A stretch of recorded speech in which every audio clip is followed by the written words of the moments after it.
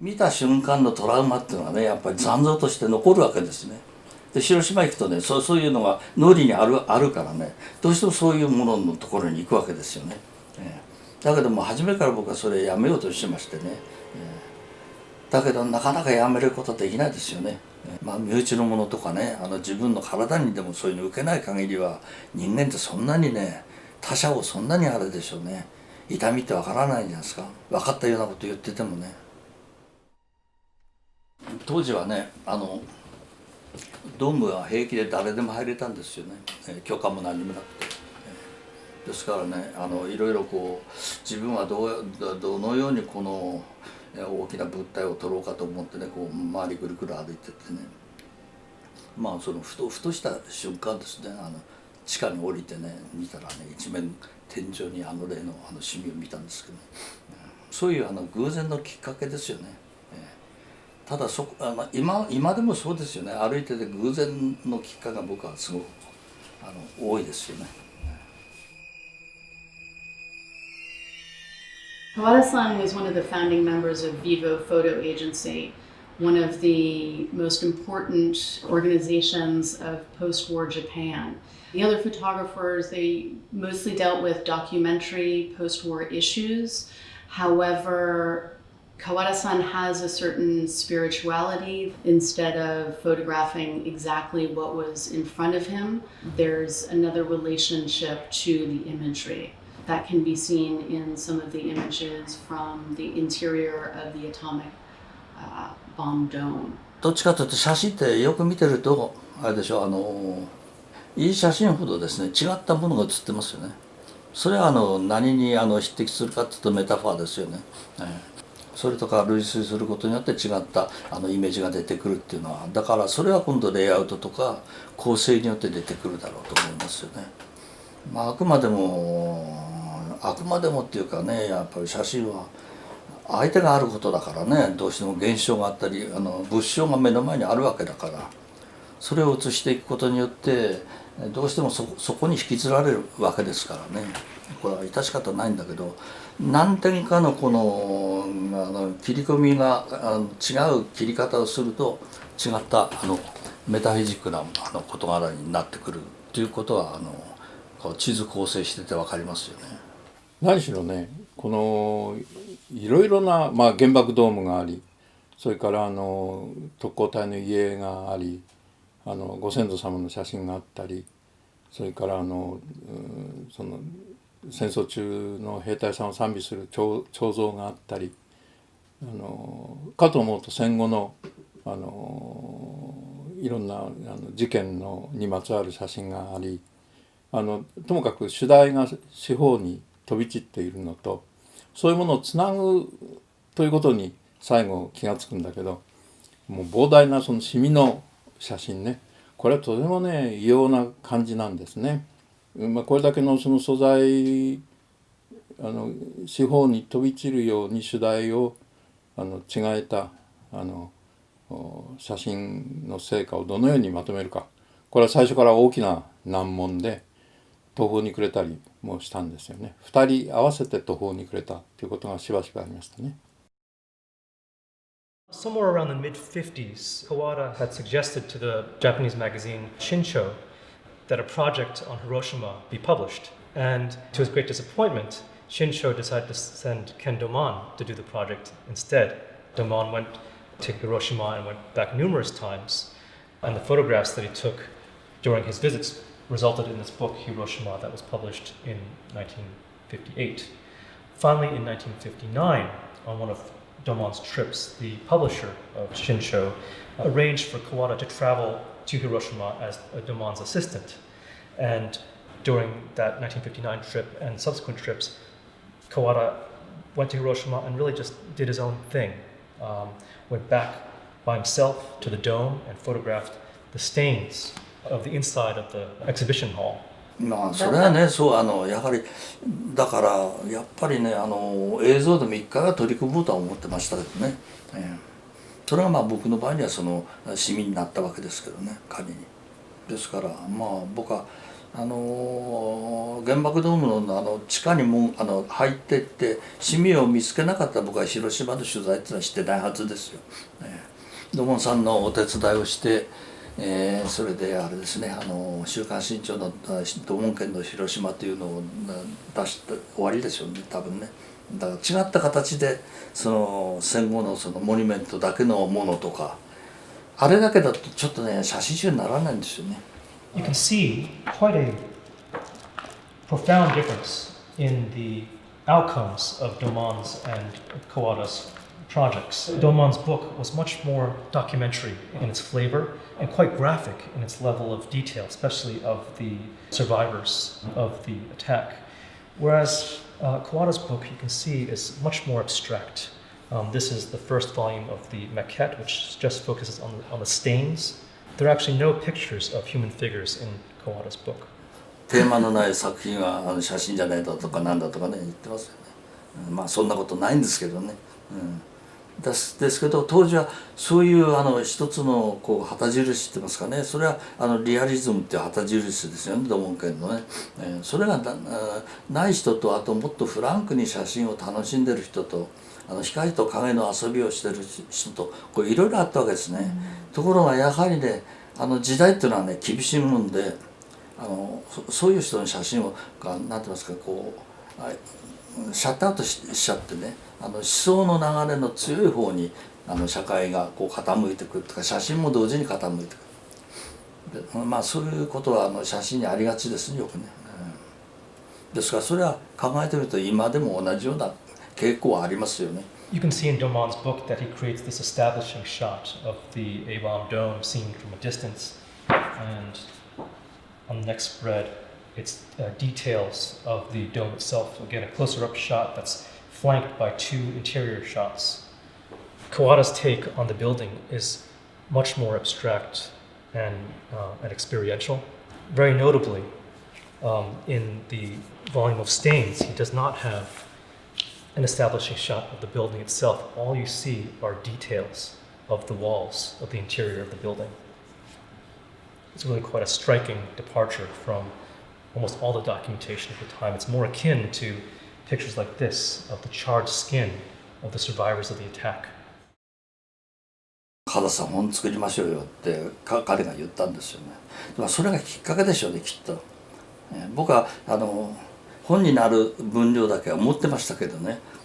まあ僕も作りたいとは思ったんですけどこれは作るのは大変なことでしたからね、まず出版社を説得しなきゃならないし、その本のそのプロセスっていうのは僕は制作のねプロセスっていうのはほとんどわからないですからねどのような。それはやはりデザイナーの方が数段知ってますし紙はどういう紙を選んで版式はどういうふうにするかとかねそういうことはみんな彼がですから、この近くに今駅ビルになっちゃいましたけど、大きな旅館なんですけどねそこを借りてね100点ぐらいの地図を全部並べて大広間に並べてね借りといてそこで2人でそこに出かけてってそれでレイアウトしてですねそれで決めたんですけどね。ですからそこでは何度も徹夜しましたよね。In November of 2001, a curator at the New York Public Library acquired for the Spencer collection the maquette for Kawada's Chizu, and it was really a monumental purchase at the time for Japanese photography in general, but also for the New York Public Library. When the maquette was studied against the final version that was put out,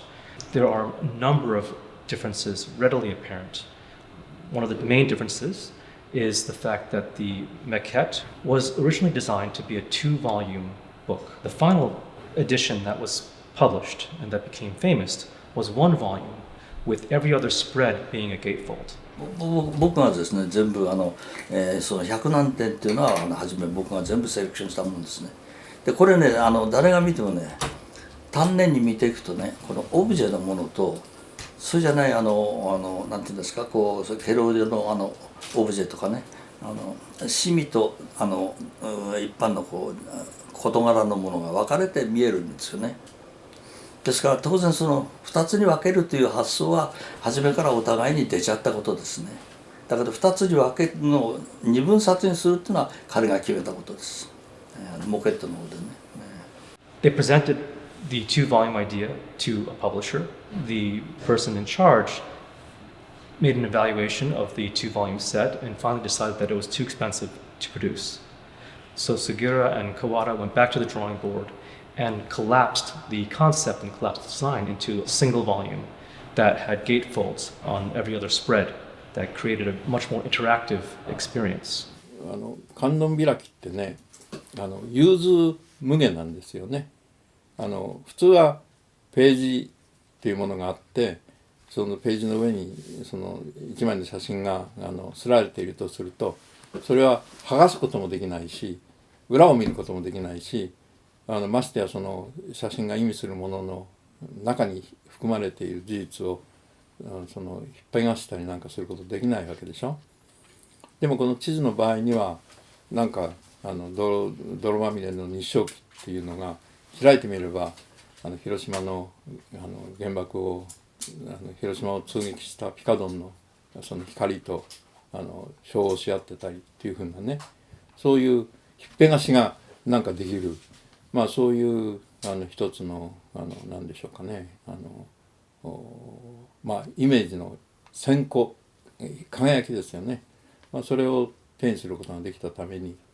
やっぱりこの読み込む奥行きというのが写真の中に生まれたっていうことじゃないかと思うんだけれども、まあ、そういう語法が一つ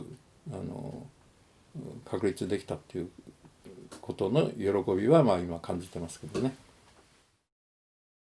It was Sugiura that suggested to Kawada that the book needed text. Kawada approached the writer Kenzaburo Oe, who had just published in 1964 Hiroshima Notes, and Oe agreed to contribute a text that became a really important part of the final version of Chizu. たくさんの言葉が飛び散ってるんですよね。これはね、この本の中に現れるだろうものの映像イメージのから現れる言葉ですね。まあ断片、一種の言葉の断片ですよね。でここにもたくさんの言葉が現れている。でこの言葉はこの周りに記したキーワードイメージの言葉断片みたいなものがここに並んでいて、でそれが模されている。だから火であり光である。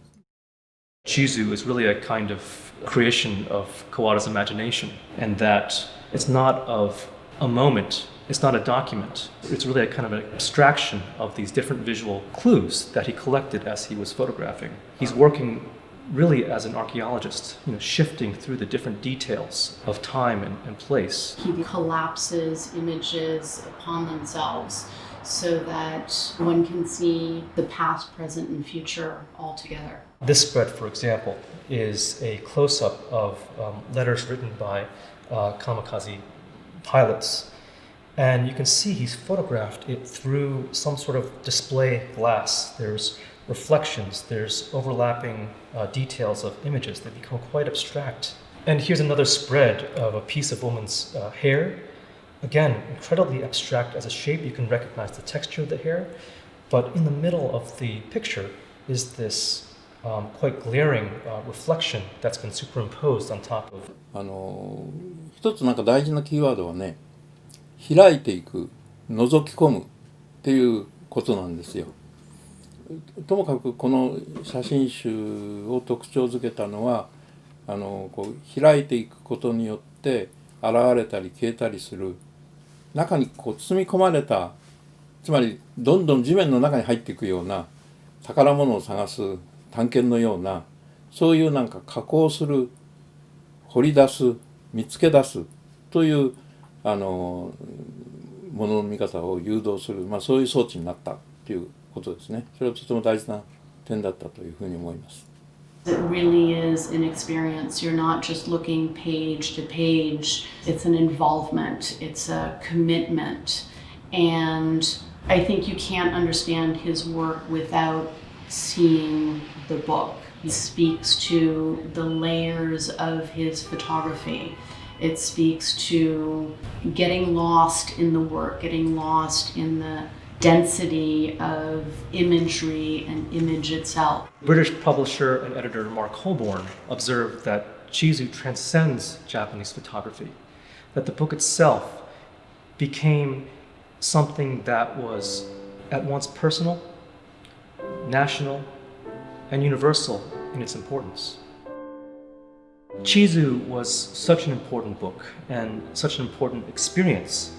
that it's really among the very few titles in the history of photo books to have been reproduced in facsimile more than once. So it joins classic books like Walker Evans's American Photographs,